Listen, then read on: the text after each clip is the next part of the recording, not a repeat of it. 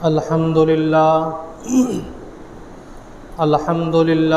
وکفا وسلام علی عباده الذین اصطفى اما بعد فاعوذ باللہ من الشیطان الرجیم بسم اللہ الرحمن الرحیم وذروا ظاہر الاثم وباطنہ صدق اللہ مولانا العظیم اللہم صلی علی سیدنا و مولانا محمد وعلی آل سیدنا و مولانا محمد وبارک وسلم۔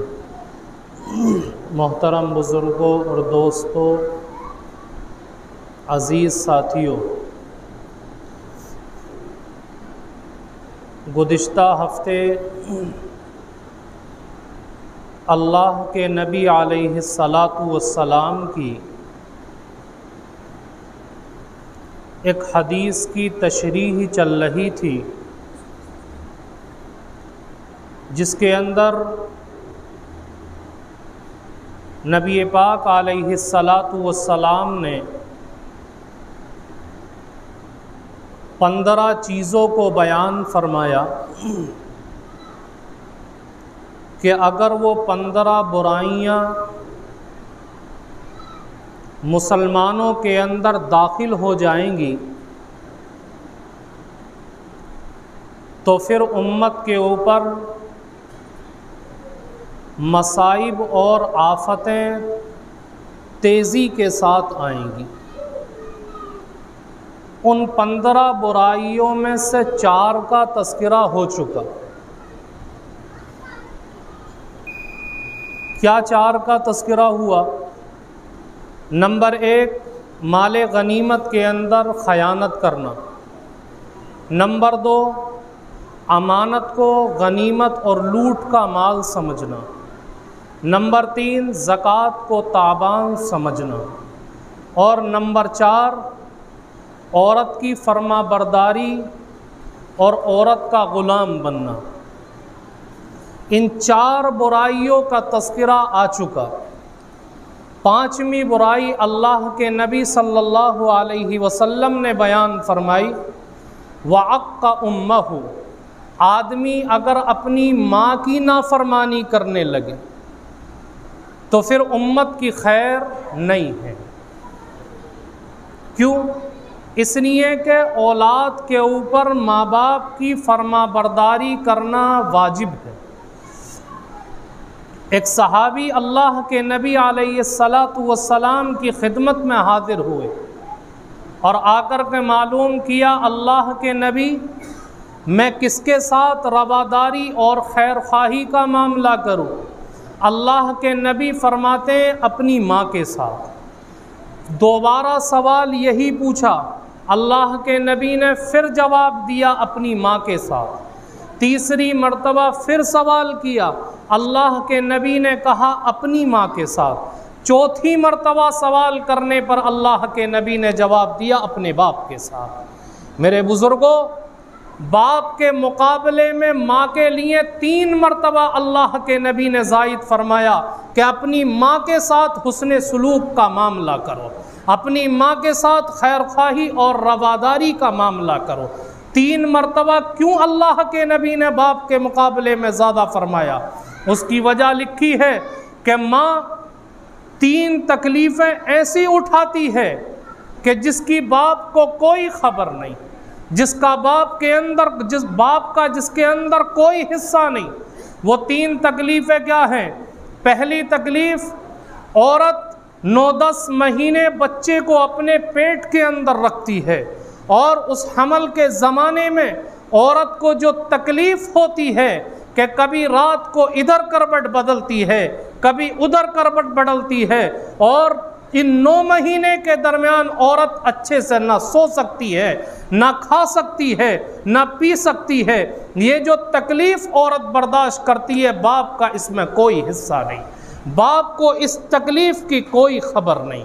دوسری تکلیف، جب اولاد پیدا ہوتی ہے تو حمل کی پیدائش کے وقت عورت کو جان لیوا تکلیف ہوتی ہے، اس تکلیف کی باپ کو کوئی خبر نہیں۔ اور تیسری تکلیف، جب بچہ پیدا ہو گیا، پیدا ہونے کے بعد عورت اپنا خون جگر دودھ کی شکل میں بچے کو پلاتی ہے، جس کی وجہ سے عورت کا جسم کمزور ہو جاتا ہے، عورت کی ہڈیاں کمزور ہو جاتی ہیں، اور اسی دوران کبھی دن میں 10 مرتبہ بچے نے پیشاب پاخانہ کیا، عورت اس کو صاف کرتی ہے۔ بچہ اگر رات میں روتا ہے تو عورت ایک نہیں کئی دن جاگ جاتی ہے اپنے بچے کے لیے۔ یہ جو تکلیفیں ہوتی ہیں، اس تکلیف کے اندر باپ کا کوئی حصہ نہیں، باپ کو کوئی خبر نہیں۔ اس لیے اللہ کے نبی فرماتے ہیں کہ آپ اپنی ماں کے ساتھ حسن سلوک کا معاملہ کرو، لیکن میرے بزرگوں یہی وہ ماں ہے کہ جس کے ساتھ آج زیادہ ناقدری کا معاملہ ہوتا ہے، اور اولاد اس ماں کو نگاہوں کے اندر نہیں لاتی، اولاد اس ماں کے ساتھ باندیوں جیسا سلوک کرتی ہے۔ اللہ کے نبی فرماتے ہیں کہ اگر ماں کے ساتھ باندیوں جیسا سلوک کیا جا رہا ہے، اولاد ماں کی ناقدری کرتی ہے، ماں کی بات نہیں مانتی، تو یاد رکھو کہ اب امت کی خیر نہیں ہے، امت کے اندر مصیبتیں آئیں گی، آفتیں آئیں گی، اور گھر سے خیر و برکت ختم ہوتی چلی جائے گی۔ میرے بزرگوں، ایک ماں ہی ہے جو انسان کو کہاں سے کہاں پہنچا دیتی ہے۔ ماں کی دعائیں انسان کو بلندی تک لے جاتی ہیں، اور ماں کی بد دعا انسان کو جہنم کے اندر پہنچا دیتی ہے۔ آپ نے ایک واقعہ سنا ہوگا بنی اسرائیل کے ایک قصائی کا۔ حضرت موسیٰ علیہ السلام کوہ طور پر ہیں، اللہ سے سوال کرتے ہیں مولائے کریم یہ بتا دیجئے جنت کے اندر میرا ساتھی کون ہوگا؟ اللہ رب العزت کی طرف سے ایک ندا آتی ہے، اللہ نے کہا موسیٰ فلاں علاقے کے اندر فلاں جگہ پر ایک قصائی رہتا ہے، وہ قصائی تمہارا جنت کے اندر ساتھی ہوگا۔ حضرت موسیٰ علیہ السلام سوچتے ہیں کہ ایک قصاب موسیٰ کا ساتھی، آخر کون سا ایسا عمل ہے اس کی زندگی کے اندر کہ کل قیامت کے دن اللہ جنت میں میرا ساتھی اس کو بنا دے گا۔ چنانچہ حضرت موسیٰ علیہ السلام کوہ طور سے اس جگہ کی طرف جاتے ہیں تو دیکھا کہ وہ قصاب اپنی دکان پر بیٹھا ہوا گوشت بیچ رہا تھا۔ حضرت موسیٰ علیہ السلام نے اس سے بات کی اور کہا کہ میں تمہارے گھر مہمان بننا چاہتا ہوں۔ اس نے کہا بہت اچھی بات میرے بھائی، آپ بیٹھ جائیے۔ حضرت موسیٰ علیہ السلام بازو میں بیٹھ گئے اور دیکھنے لگے اس کی حرکات و سکنات کو کہ اس کی زندگی کا کون سا عمل ہے کہ جس نے اس کو وہاں تک پہنچا دیا۔ تو دیکھا کوئی ایسا عمل نہیں۔ جب شام کا وقت ہوا تو وہ قصاب کہتا ہے کہ چلیے میرے گھر۔ حضرت موسیٰ علیہ السلام اس کے ساتھ اس کے گھر کی طرف روانہ ہوئے۔ جب گھر کے اندر داخل ہوتے ہیں تو دیکھتے ہیں کہ ایک بوڑھی عورت چارپائی کے اوپر لیٹی ہوئی ہے، جس کی آنکھوں کی بینائی ختم ہو چکی، جس کے ہاتھ پیر کام نہیں کر رہے، وہ چل پھر نہیں سکتی۔ اس قصائی نے اپنے گھر جا کر کے کھانا بنایا، اور کھانا بنانے کے بعد سب سے پہلے تھالی میں رکھ کر اس بوڑھی عورت کے پاس لایا اور اس کو یوں سہارا دے کر کے اٹھایا اور بٹھا کر کے اپنے ہاتھ سے کھانا کھلایا۔ کھانا کھلانے کے بعد اس کے منہ کو صاف کیا اور صاف کر کے اسے واپس لٹا دیا۔ اس عورت نے آہستہ آہستہ ہونٹ ہلائے۔ حضرت موسیٰ علیہ السلام دور کھڑے ہیں، سمجھ میں نہیں آیا کہ اس بوڑھی عورت نے کیا کہا۔ جب کھانے سے فارغ ہو گئے تو حضرت موسیٰ علیہ السلام اس قصاب کو بلا کر کے کہتے ہیں کہ یہ کون ہے؟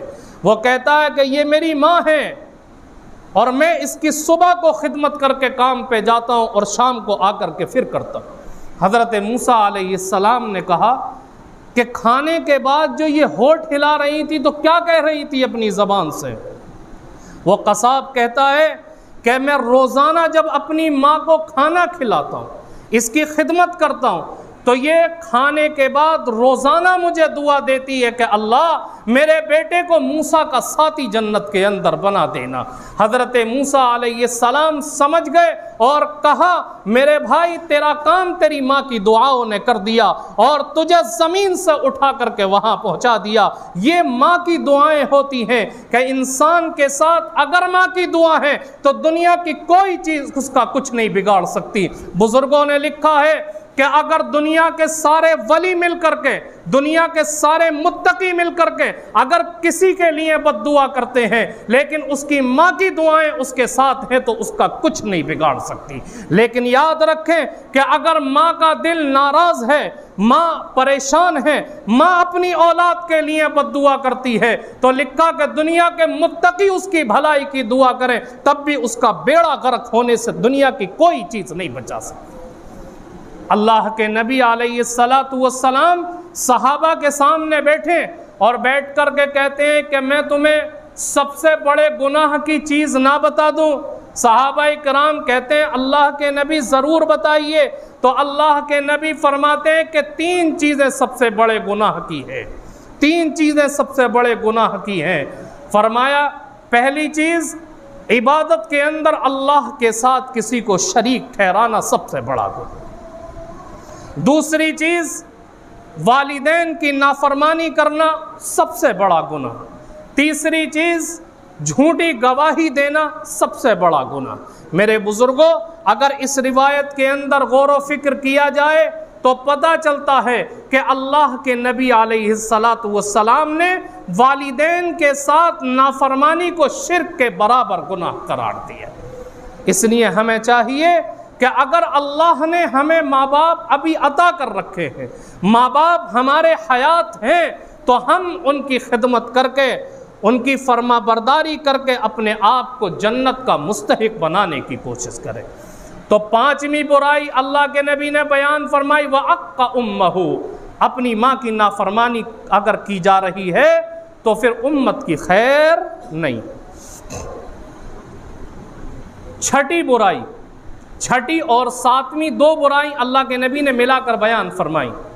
فرمایا وَبَرَّ صَدِيقَهُ وَجَفَا أَبَاهُ، آدمی اگر دنیا کے اندر اپنے دوست کے ساتھ اچھائی کا معاملہ کرتا ہے، اچھائی کا ہمدردی کا معاملہ کرتا ہے، لیکن باپ کے ساتھ اس کا رویہ اچھا نہیں ہے، تب بھی اللہ کے نبی فرماتے ہیں پھر امت کی خیر نہیں، امت کی خیر نہیں۔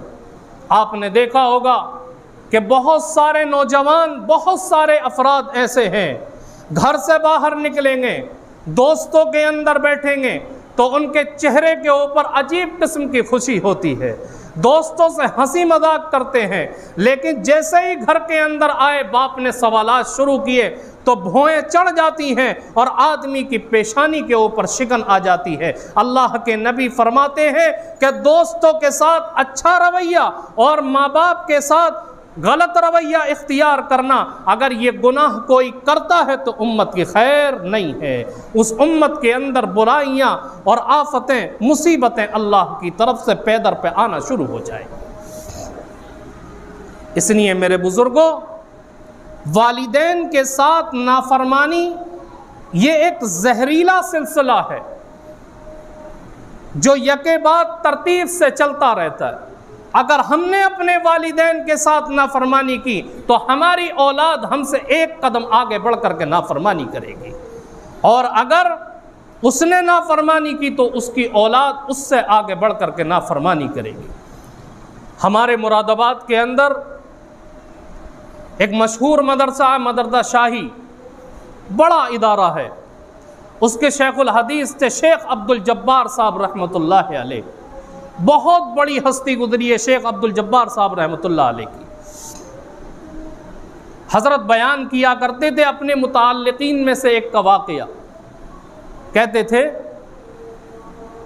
کہ ہمارے متعلقین میں سے ایک نوجوان تھا، ایک مرتبہ اپنے باپ کو مارتا ہوا گھر سے باہر لایا اور گھر سے باہر کوڑی پڑی ہوئی تھی اس تک مارتا ہوا لے آیا، باپ کی زبان سے کچھ نہیں نکلا، صرف اس کی آنکھوں سے آنسو بہہ رہے تھے۔ جب وہ اپنے باپ کو مارتا ہوا اس کوڑی سے آگے لے کر کے گیا تو باپ کی منہ سے آہ نکلی اور کہا میرے بچے اس سے آگے مجھے مارتا ہوا مت لے جا، کیونکہ میں بھی اپنے باپ کو یہیں تک مارتا ہوا لایا تھا۔ یہ ایک زہریلا سلسلہ ہے، زہریلا سلسلہ ہے۔ اس لیے ہمیں چاہیے کہ اپنے آپ کو والدین کی نافرمانی سے بچانے کی کوشش کریں۔ 7 برائیاں ہو گئیں۔ 8ویں برائی وَارْتَفَعَتِ الْأَصْوَاتُ فِي الْمَسَاجِدِ، اللہ کے نبی فرماتے کہ قیامت کے قریب مساجد کے اندر بازار کے شور کی طرح شور و گل ہونے لگے تو سمجھ لینا کہ اب امت کی خیر نہیں۔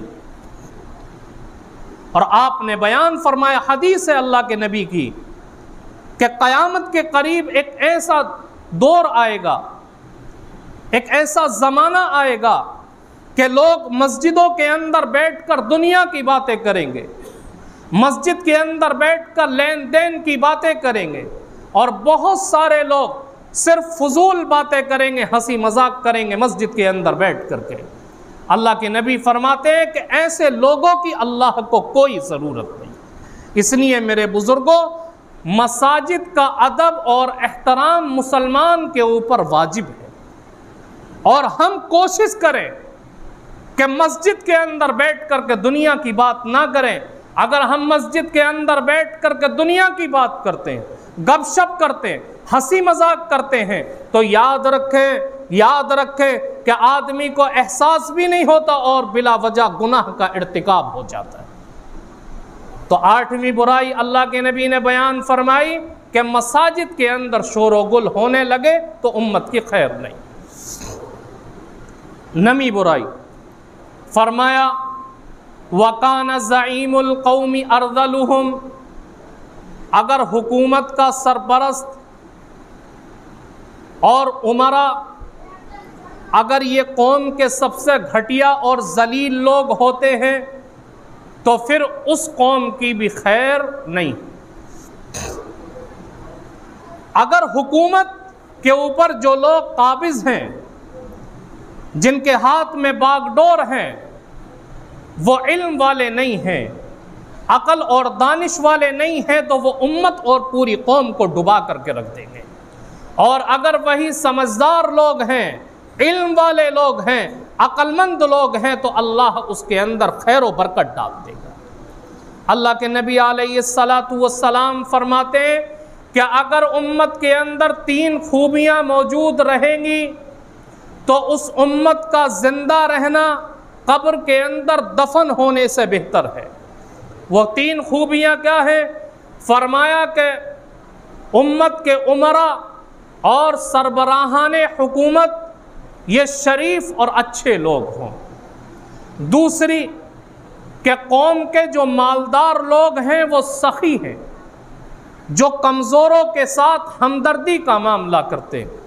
اور تیسری خوبی کہ امت کے معاملات، گھریلو معاملات آپسی مشورے سے طے ہوتے ہیں۔ اگر یہ 3 خوبیاں موجود ہیں تو اس امت کے اندر خیر رہے گی، اور اگر یہ 3 خوبیاں ختم ہو جائیں گی کہ سربراہان حکومت ذلیل اور گھٹیا لوگ ہوں گے، امت کے مالدار سخی نہیں بلکہ 1 نمبر کے بخیل اور کنجوس ہوں گے، اور تیسری چیز کہ گھر کے معاملات عورت کے حکم سے طے ہوتے ہوں گے، تو یاد رکھیں اللہ کے نبی فرماتے ہیں پھر اس امت کا زندہ رہنا یہ بہتر نہیں ہے، اس کا مر جانا بہتر ہے، مر جانا بہتر ہے۔ اس لیے ہم اپنے معاملات کو آپ سے مشورے سے طے کرنے کی کوشش کریں۔ تو یہ 9ویں برائی ہو گئی۔ 10ویں برائی اللہ کے نبی فرماتے ہیں یطاع الرجل مخافۃ شرہ، کہ آدمی کسی کے ساتھ ہمدردی کا معاملہ اس لیے کرتا ہے کہ اس کے شر سے بچ سکے۔ آدمی اگر کسی کا ادب و احترام کر رہا ہے تو اس لیے نہیں کہ اس کے دل کے اندر اس کی عظمت ہے، بلکہ اس لیے کر رہا ہے کہ پتہ نہیں اگر میں اس کے ساتھ اچھا رویہ اختیار نہیں کروں گا تو کل پتہ نہیں کون سا میرے لیے فتنہ کھڑا کر کے رکھ دے۔ تو اگر آدمی کسی کی فرما برداری کر رہا ہے، کسی کی عزت کر رہا ہے، اس کا احترام کر رہا، تو اس سے شر سے بچنے کے لیے کر رہا، تو یاد رکھیں کہ اگر ایسا وقت آ گیا ہے تو پھر امت کے اندر مصیبتیں آنا شروع ہو جائیں۔ یہ 10 برائیاں اللہ کے نبی علیہ السلام کی طرف سے ہو گئی۔ 11ویں برائی اللہ کے نبی نے بیان فرمائی کہ اگر امت کے اندر گانے کا شوق پیدا ہو جائے اور امت کے افراد گانے بجانے سے دلچسپی رکھنے لگیں تو پھر آفت اور مصیبتیں اس امت کا مقدر بن جائیں گی۔ آج یہ برائی امت کے اندر عام ہوتی چلی جا رہی، اور کیسی عام ہوئی کہ آج ہر علاقے کے اندر، ہر دیہات اور شہر کے اندر آپ کو گانے والوں کی ایک بڑی جماعت مل جائے گی، گانے کے اشعار پر تھرکنے والوں کی ایک بڑی جماعت ملے گی، اور جو گانے والے ہیں ان کی نقالی کرنے والوں کی ایک بڑی تعداد موجود ہے۔ اللہ کے نبی علیہ السلام فرماتے کہ اگر کوئی آدمی کسی گویے سے گانا سنتا ہے تو یاد رکھیں کل قیامت کے دن اللہ شیشے کو پگھلا کر کے اس کے کانوں کے اندر ڈالے گا۔ اور آپ نے فرمایا کہ گانا یہ آدمی کے دل کے اندر نفاق کو اس طریقے سے بڑھاتا ہے جیسے پانی کھیتی کو اگاتا ہے، پانی جیسے کھیتی کو اگاتا ہے، اس طریقے سے گانا بجانا نفاق کو اگاتا ہے۔ اگر یہ بوا آج امت کے اندر عام ہو رہی ہے، نوجوانوں کے اندر عام ہو رہی ہے، چاہے ٹک ٹاک کی شکل میں ہو یا کسی اور طریقے سے ہو، اگر ہماری اولاد اس کے اندر ملوث ہے تو ہمیں اپنی اولاد کو بچانے کی فکر کرنی چاہیے۔ 12ویں برائی اللہ کے نبی نے بیان فرمائی کہ شراب کی کثرت اگر ہونے لگے تو پھر امت کی خیر نہیں۔ میرے بزرگوں، ایک زمانہ ایسا تھا کہ مسلمان کے بارے میں یہ تصور نہیں کیا جا سکتا تھا کہ مسلمان شراب کو ہاتھ لگائے گا، لیکن آج ہم دیکھتے ہیں کہ مسلمانوں کی ایک بڑی جماعت ایسی ہے کہ وہ نشے اور شراب کی ایسی رسیا ہو چکی ہے کہ جب تک وہ شراب نہیں پیتے، جب تک وہ نشہ نہیں کرتے، ان کی عقلیں کام نہیں کرتی، ان کے ہاتھ پیر کام نہیں کرتے، ان کا کام کاج صحیح نہیں ہوتا۔ یاد رکھیں کہ جب اس طریقے سے شراب کی کثرت ہوگی اور منشیات کو کثرت کے ساتھ استعمال کیا جائے گا تو اللہ کے نبی فرماتے ہیں کہ اب امت کے اوپر آفتیں آنا شروع ہو جائیں۔ اور اللہ کے نبی علیہ السلام نے حدیث قدسی بیان کرتے ہوئے فرمایا کہ اللہ رب العزت فرماتا ہے بعزتی و جلالی اللہ یشرب عبد من عبادی جرعۃ من خمر الا سقیتہ صدیدا مثلہ۔ اللہ فرماتا ہے کہ مجھے میری عزت و جلال کی قسم، اگر میرے بندوں میں سے کوئی بندہ ایک گھونٹ شراب پی لے گا تو کل قیامت کے دن جہنمیوں کے جسم سے نکلنے والی خون اور پیپ سے اس کی پیاس بجھاؤں گا۔ ایسی سخت وعید اللہ کے نبی نے بیان فرمائی۔ آج اگر دنیا کے اندر آدمی کو پیاس لگتی ہے تو پیاس سے مر جانا تو گوارا کرے گا، لیکن پیپ کو اپنے منہ سے لگانا کبھی گوارا نہیں کر سکتا۔ لیکن اگر اس نے نشہ کیا ہے، شراب کو استعمال کیا ہے، تو کل مجبوراً اسی کو وہی پیپ پینی پڑے گی اور آدمی کو کوئی اختیار حاصل نہیں ہو سکتا۔ اللہ کے نبی علیہ السلام نے پھر اس روایت کے دوسری تصویر کو بیان فرمایا اور کہا اللہ رب العزت فرماتا ہے کہ اگر کوئی میرا بندہ میرے ڈر اور خوف کی وجہ سے شراب کو چھوڑ دیتا ہے، توبہ کر لیتا ہے تو پھر میں قیامت کے دن جنت کی میٹھی نہروں سے اس کو سیراب کر دوں گا۔ اللہ ہر چیز پر قادر ہے، اگر وہ چاہے تو کچھ بھی کر سکتا ہے، لیکن انسان اگر گناہ سے توبہ کرتا ہے، شراب کو چھوڑ دیتا اللہ کے ڈر سے، تو یاد رکھیں کہ اللہ رب العزت کو رحیم و کریم اور معاف کرنے والا پائے گا۔ اور اگر شراب کو پیتا رہے گا، شراب نوشی کے اندر مبتلا رہے گا، تو یاد رکھیں کہ کل قیامت کے دن اس کا کیا حال ہوگا ہر آدمی سوچ سکتا ہے۔ اور ایک روایت اللہ کے نبی علیہ السلام نے صحابہ کے سامنے بیان فرمائی، ایسی روایت ہے کہ صحابہ کے سن کر کے رونگٹے کھڑے ہو گئے۔ کہا اللہ کے نبی علیہ السلام نے کہ میری امت کے اندر ایک جماعت ایسی ہوگی کہ اللہ رب العزت جس کی شکلوں کو بندر اور خنزیر کی بنا دے گا۔ صحابہ کرام نے جب یہ سنا تو کہا اللہ کے نبی، آپ کی ہر بات جو زبان سے نکلتی ہے 100% صحیح ہوتی ہے، لیکن ہماری سمجھ میں یہ بات نہیں آتی کہ جو لوگ اللہ کے ایک ہونے کی گواہی دیتے ہوں گے، جو لوگ آپ کو سچا رسول مانتے ہوں گے، اللہ رب العزت ان کی شکلوں کو کس طریقے سے بگاڑ دے گا۔ اللہ کے نبی علیہ السلام فرماتے نعم ہم یصلون ویصومون ویحجون، آپ نے فرمایا کہ تمہیں تو اس بات پر تعجب ہے کہ وہ اللہ کو ایک مانتے ہیں، مجھے سچا رسول مانتے ہیں، میں اس سے بڑی تعجب کی بات بتاتا ہوں۔ آپ نے فرمایا کہ وہ لوگ مسجدوں کے اندر آ کر کے نمازیں بھی پڑھتے ہوں گے، روزے بھی رکھتے ہوں گے، حج بھی کرتے ہوں گے، لیکن اس کے باوجود ان کے اندر ایسے اعمال ہوں گے، ایسی بدعمالیاں ہوں گی کہ جن کے نتیجے میں اللہ کے نبی اللہ رب العزت ان کی شکلوں کو بگاڑ دے گا۔ صحابہ اکرام نے کہا فما بالہم یا رسول اللہ، اللہ کے نبی وہ کون سا جرم ہوگا، وہ کون سا ایسا پاپ ہوگا کہ جس کی وجہ سے ان کو یہ سزا دی جائے گی۔ اللہ کے نبی فرماتے ہیں کہ ایک ایسی جماعت ہوگی جو نماز بھی پڑھے گی، روزہ بھی رکھے گی، حج بھی کرے گی، لیکن ان کے اندر گانے بجانے کی عادت ہوگی، میوزک کا شوق ہوگا، شراب ان کے اندر عام ہو جائے گی اور ان کی راتیں لہو و لعب کے اندر گزریں گی۔ جب ایسی جماعت وہ پائی جائے گی تو یاد رکھیں اللہ تبارک و تعالی ایک دن وہ صبح ایسی کریں گے کہ ان کی شکل کو بندر اور خنزیر کا بنا دے گا۔ ایسی سخت وعید اللہ کے نبی علیہ السلام نے بیان فرمائی۔ آج یہ چیز ہم اپنے معاشرے کے اندر دیکھ لیں، گانا بجانا بھی عام ہے، گانا بجانے والوں سے دلچسپی آج سامنے دکھائی دیتی ہے، نشے اور منشیات کا دور کثرت کے ساتھ جاری ہے اور ہر تقریبات کے اندر آج شراب کا دور چلتا ہے، اور جب تک بہت سی تقریبات ایسی ہیں اگر ان کے اندر شراب نہیں پلائی جاتی تو آدمی سمجھتا ہے کہ ہم نے اپنی تقریب کو دنیا کے طرز پر ادا نہیں کیا۔ آج نوجوان طبقہ شراب کے اندر ڈوبا جا رہا ہے اور ماں باپ کو اس کی کوئی فکر نہیں۔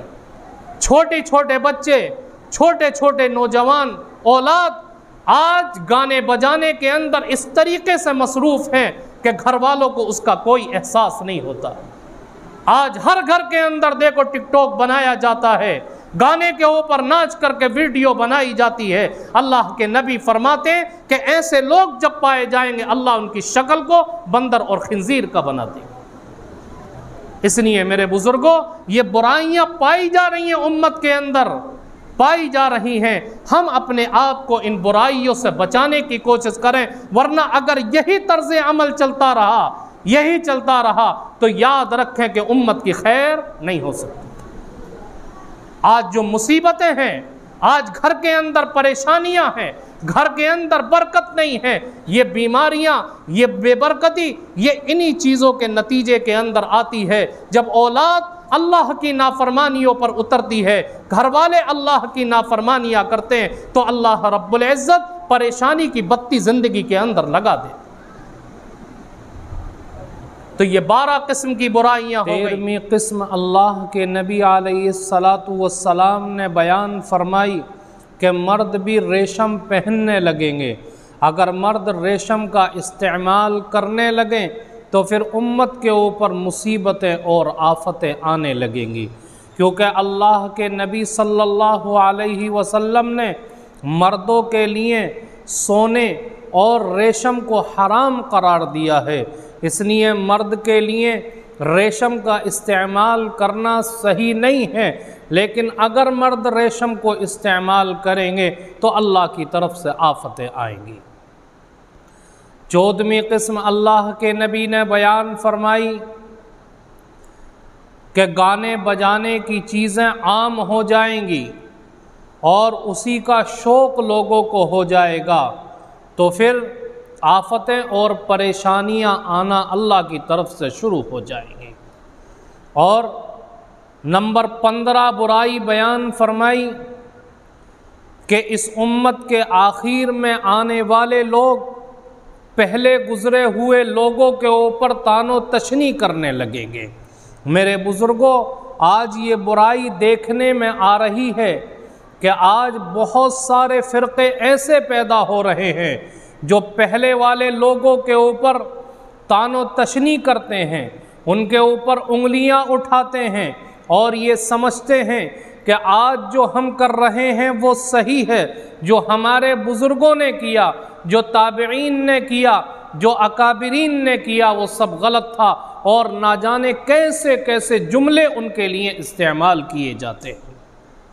मेरे बुज़ुर्गों, याद रखें, अल्लाह के नबी अलैहिस्सलातु वस्सलाम ने इस हदीस के अंदर ये 15 किस्म की बुराइयां बयान फरमाई और फरमाया कि जब ये 15 किस्म की बुराइयां उम्मत के अंदर आम हो जाएंगी, मुसलमानों के अंदर दाखिल हो जाएंगी, तो अब इंतज़ार करो ज़लज़लों का, इंतज़ार करो सुर्ख आंधियों का, इंतज़ार करो ज़मीन के अंदर धंस जाने का, इंतज़ार करो शक्लों के बिगड़ जाने का, इंतज़ार करो अपने आप को अल्लाह रब्बुल इज़्ज़त की तरफ से पत्थरों की बारिश आने का।